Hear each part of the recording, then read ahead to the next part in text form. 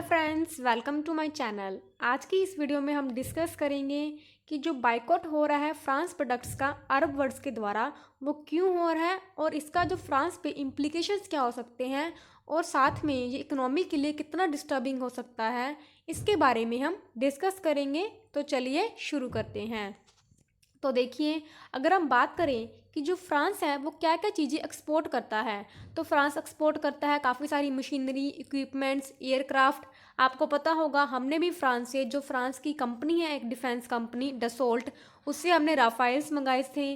तो जो फ्रांस का जो मेजर एक्सपोर्टिंग चीज़ें आती हैं वो जाती हैं अरब नेशंस को। और फ्रांस, अगर हम पूरे ओवरऑल बात करें तो फ्रांस आता है एक्सपोर्टिंग के मामले में 5th नंबर पे। तो फ्रांस बहुत ही चीज़ें एक्सपोर्ट करता है, जैसे कि फार्मास्यूटिकल प्रोडक्ट्स होते हैं, आयरन एंड स्टील की कंपनीज और साथ में बीवरेजीज। आपने कुछ कंपनीज के नाम सुने होंगे, जैसे कि लॉरियल, वो भी एक फ्रांस की बहुत ही महंगी कंपनी है, जैसे कि काफ़ी सारे कॉस्मेटिक्स वगैरह आते हैं। तो अब बात करते हैं कि देखिए, जो टर्की के प्रेसिडेंट है एर्डोगन, उन्होंने कहा है कि बायकॉट कीजिए फ्रांस के गुड्स को। तो ऐसा क्यों कहा गया है? तो सबसे पहले आपको अगर याद होगा इंसिडेंट चार्ली हेब्डो का। चार्ली हेब्डो एक फ्रांस में मैगजीन है जिसने कि क्या किया था, अभी कुछ रिसेंटली पहले उन्होंने कुछ एक कार्टून पब्लिश कर दिए गए थे मोहम्मद प्रॉफिट के, ठीक है ना, आपको याद होगा। उसके केस में काफ़ी सारे प्रोटेस्ट हुए थे पाकिस्तान में भी, 2015 में भी उन्होंने किए थे, और चार्ली हेब्डो पे एक आतंकवादी हमला भी हो चुका है। तो इसके रिपर्कशन में क्या हुआ, एक टीचर थे, इनका नाम है सैमुअल पेटी, ये एक हिस्ट्री के टीचर थे। ये अपनी क्लास में कुछ बच्चों को पढ़ा रहे थे इस चार्ली हेब्डो मैगजीन के बारे में, यानी कि फ्रीडम ऑफ एक्सप्रेशन के बारे में। जब ये पढ़ा रहे थे तो उन्होंने कुछ अपने मुस्लिम स्टूडेंट से जो क्लास में, उन्होंने उनसे कहा भी पढ़ाने से पहले कि अगर मैं कुछ ऐसी बातें करने वाला हूँ जो कि आपके धर्म को आहत कर सकती हैं तो आप क्लास से बाहर जा सकते हैं।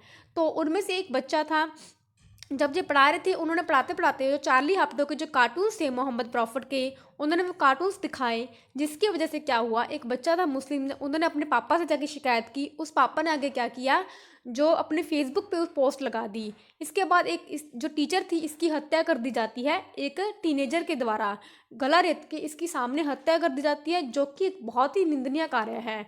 इसके बाद क्या होता है कि जो फ्रांस के प्रेसिडेंट थे इमैनुअल मैक्रोन, उन्होंने कुछ स्टेटमेंट्स दे दी इन टीचर के प्रति। मतलब उन्होंने कहा कि जो हमारा फ्रीडम ऑफ एक्सप्रेशन है, फ्रीडम ऑफ स्पीच है, हम उसे किसी तरीके से भी हम नहीं कर सकते, मतलब उसे नहीं छोड़ सकते। हमारा देश एक सेकुलर कंट्री है, जो यहाँ पे जो बोलना चाहता है उसे बोलने की पूरी पूरी आज़ादी है। और हम ऐसा कानून लेके आएंगे, एक ऐसा लेजिस्लेशन लेके आएंगे जिसमें कि जो इस्लामोफोबिया है और साथ में जो कट्टरवादी चीज़ें फैल रही हैं, जो कह रहे हैं कि इस्लाम को खतरा है, उनसे हम सबको बचाएंगे।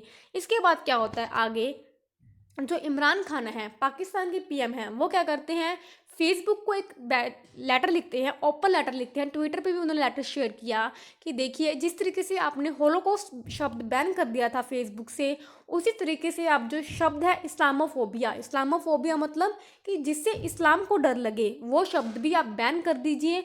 जो भी कंटेंट है फेसबुक पे इस्लामोफोबिया से रिलेटेड, उस कंटेंट को बैन कर दीजिए। ये इमरान खान ने कहा, पाकिस्तान के जो पीएम हैं, ठीक है। अब इसके बाद क्या होता है, फिर आगे शुरुआत होती है बाइकआउट ऑफ फ्रेंच गुड की। फ्रेंच गुड्स काफ़ी सारे जो कतर्स हैं, कुवैत है, वहाँ से जो उनके सुपर मार्केट्स हैं, वहाँ से गुड्स हैं वो उतार लिए गए हैं, जान कि वहाँ पे वो गुड्स हैं अब बिक नहीं रहे हैं। और भी काफ़ी सारी गल्फ कंट्रीज़ हैं, यहाँ से ये उतार लिए गए हैं। सीरिया में तो क्या किया उन्होंने, जो मैक्रोन की पिक्चर्स हैं उन्हें बंद किया गया, फ्रेंच फ्लैग्स को भी मतलब बंद किया गया, जो लीबिया की कैपिटल है त्रिपोली में, ठीक है।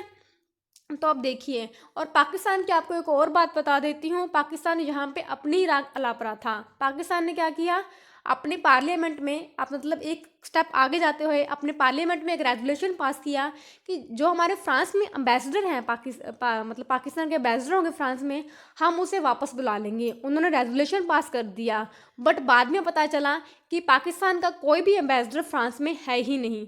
तो ये एक बहुत ही ऑकवर्ड सिचुएशन हो गई थी पाकिस्तान के लिए। आपको पाकिस्तान का तो सबको पता ही होगा कि कैसे कैसे काम करता है। फिर अब आगे बात करते हैं, तो इस पे फ्रांस ने स्टेटमेंट क्या दिया है, फ्रांस का रिएक्शन क्या है।